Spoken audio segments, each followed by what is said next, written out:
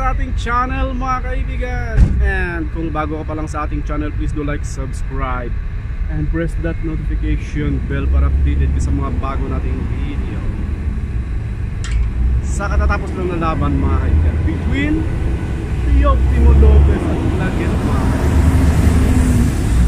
Anong opinion nyo doon sa kanyang performance? Sa performance ni Teofimo Lopez. Marami ang nagsabing humihina na ito dahil hindi niya na-knock out, hindi man lang na-knockdown ng kanyang kalaban. Si Claguet hindi man lang na-knockdown at umabot pa ng 12 rounds.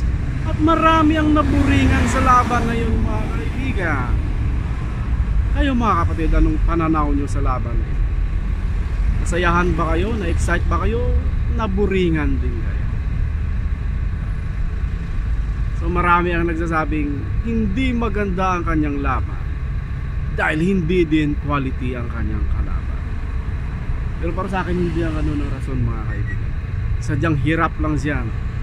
Hirap siyang i-knockdown o i-knockout si Claguet dahil makulit din ito mga kaibigan.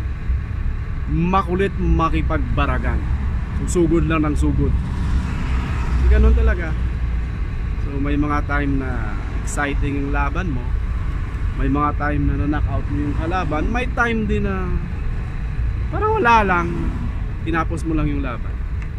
So kayo nang bahala dyan kung anong opinion. Comment down below mga friends. See you on our next vlog. Thank you for watching and bye bye.